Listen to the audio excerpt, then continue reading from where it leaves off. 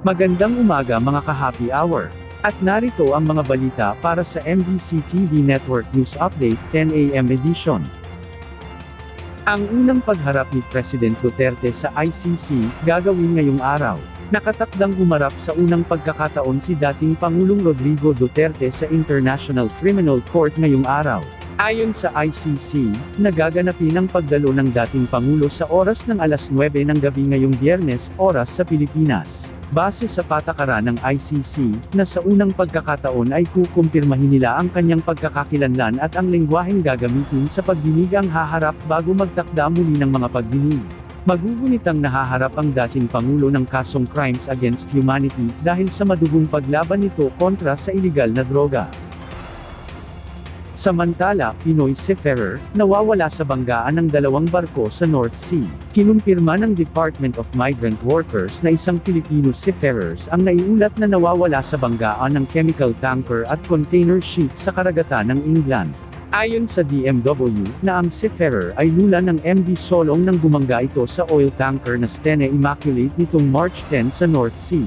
Huling nakita umano ang seaman sa boob ng barko ang lugar kung saan ito ay nasunog matapos ang pagsabog. Mayroong sakay na 8 Pinoy seafarers ang MV Solong, at lahat ay ligtas maliban sa naiulat na nawawala.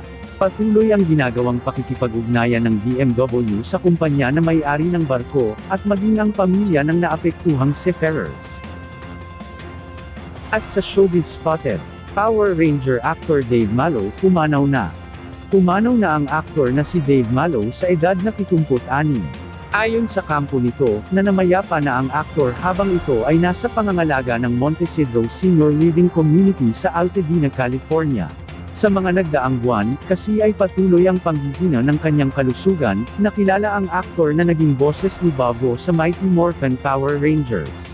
Naging voice talent din ito sa ilang mga pelikula gaya ng Digimon, World of Warcraft Legend, Tales of Vesperia Definitive Edition, at Diablo 3.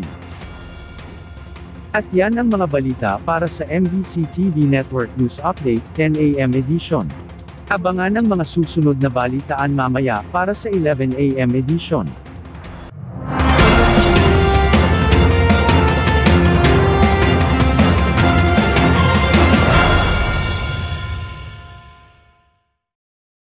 Mga ka-happy hour, kung gusto mong manood ang mga balita sa MBC TV Network News Update, mag-subscribe sa aming YouTube channel, i-like ang aming Facebook page, at i-follow sa aming TikTok account.